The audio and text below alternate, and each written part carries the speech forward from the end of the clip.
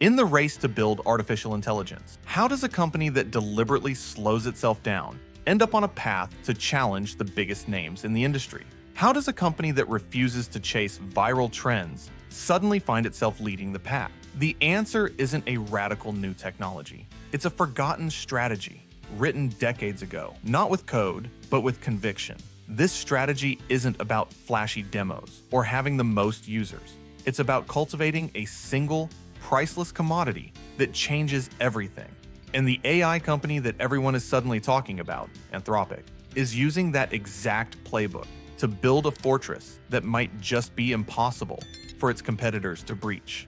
In today's breakdown, we will cover the story of how standing for something is becoming more valuable than just building anything, and why, in the age of AI, that might be the most powerful strategy of the decade. The Apple lesson: values as a moat. Let's go back to 1997. Apple is bleeding out, nearing insolvency. Steve Jobs, recently returned to the company he co-founded, holds an internal meeting. He gets up on stage and says something that would define the next era of technology. He says, "Marketing is about values." This is a very complicated world. It's a very noisy world. We have to be really clear on what we want them to know about us. That speech was the genesis of the Think Different campaign. It wasn't about megahertz or why a Mac was better than a PC. It was about what Apple believed, that passionate people can change the world. At the time, it looked like a desperate branding exercise. But Jobs understood something profound. In a crowded market, capabilities get copied. Values don't. The company that stands for something clear can win the long game. And Apple proved it. They proved it in 2016, in one of the biggest showdowns in tech history. After the San Bernardino attack, the FBI had the shooter's iPhone, but it was locked. The government demanded that Apple build a backdoor, a special version of iOS, to let them break in. Tim Cook refused. In a public letter to customers, he argued the demand was chilling and would create a master key that could threaten every user's security. The FBI argued it was for a single phone, a matter of national security. But Cook didn't budge, framing privacy not as a feature, but as a fundamental human right. That stand itself was the message. The FBI eventually found another way in, but the battle lines were drawn. That very public, very costly fight cemented a decade of brand trust. While trust in big tech has broadly fallen, Apple consistently ranks as an outlier. According to consumer intelligence research partners, iPhone loyalty in the US sat at 89% for the 12 months ending mid-2025, far ahead of Samsung at around 77%. And a SurveyMonkey survey found that only 2% of consumers named Apple as the tech company they trust least with personal data. Facebook got 56%. Trust is not soft. Trust is a moat, and it's a lesson someone else was clearly studying. The Walkout: building a different company. Now jump back to December 2020. When Dario Amodei and 13 other researchers left OpenAI, the split wasn't just philosophical. It was structural. It was about governance, safety, and who you can trust with that much power. Together, they would go on to build Claude, the AI model that, in 2026, would quietly overtake ChatGPT in enterprise spending.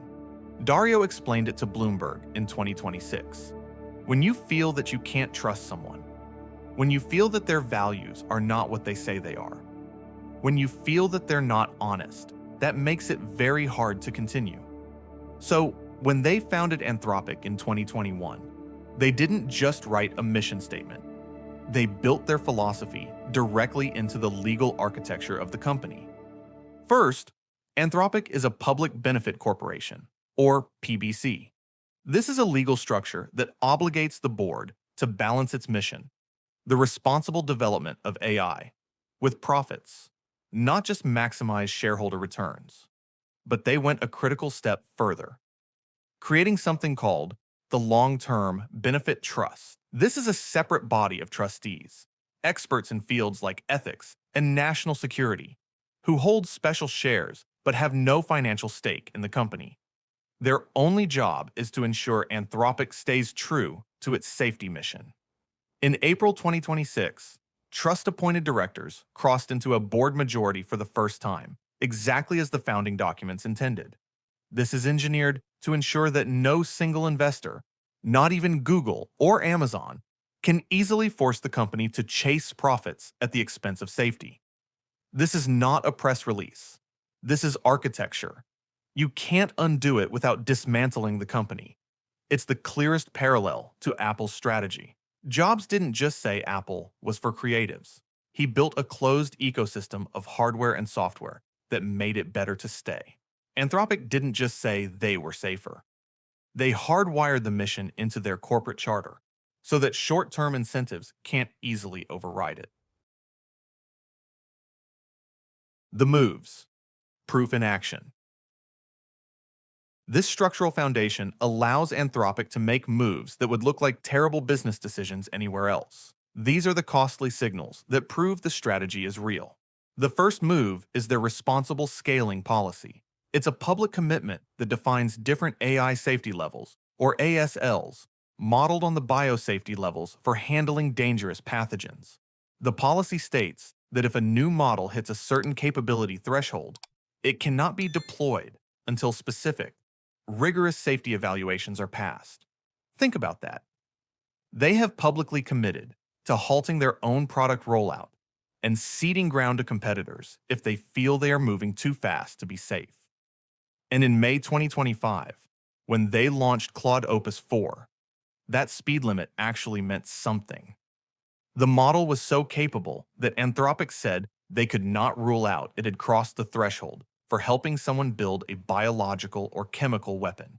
They activated ASL 3 protections before any public deployment. First time in history. The second move was with the Pentagon. In 2025, they signed a deal making Claude the first frontier AI approved for use on classified networks. But they added 2 restrictions: no mass domestic surveillance of Americans, and no autonomous weapons. In early 2026, the Trump administration pushed back, demanding those restrictions be removed. Anthropic refused. The administration reportedly designated them a supply chain risk.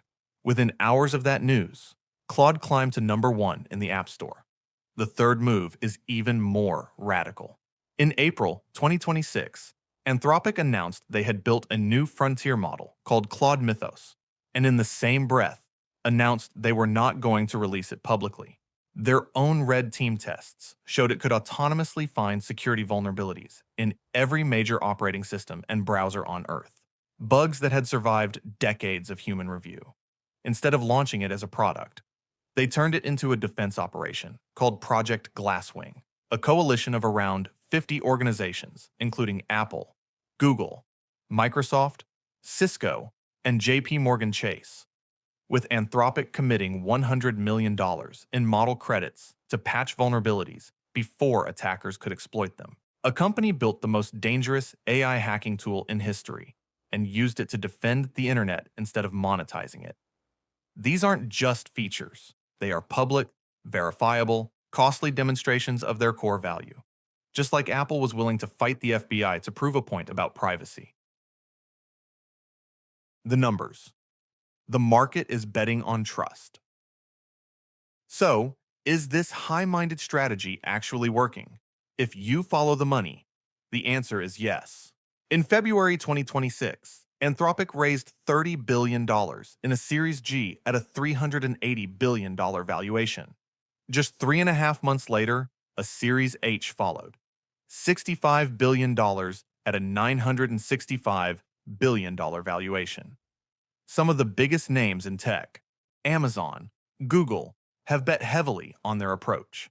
But the more interesting number isn't the valuation. It's who is actually using the product. The corporate spending platform Ramp, which tracks real card spend across around 50,000 businesses, recorded Anthropic overtaking OpenAI in enterprise AI spending for the first time in May 2026.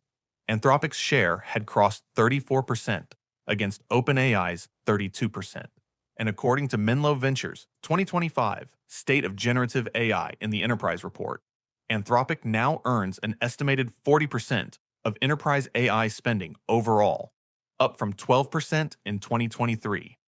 It is worth noting that Menlo Ventures is an Anthropic investor, so treat those figures as directional.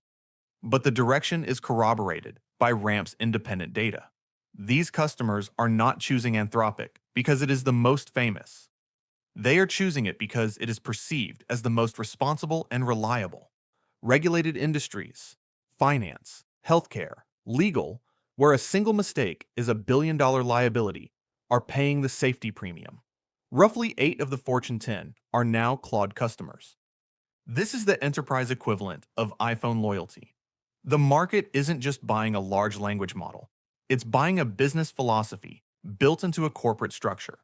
Before we get to the one big thing that could derail this entire strategy, if you are finding this analysis valuable, a like and subscribe genuinely helps this channel keep doing it. Let's get into it.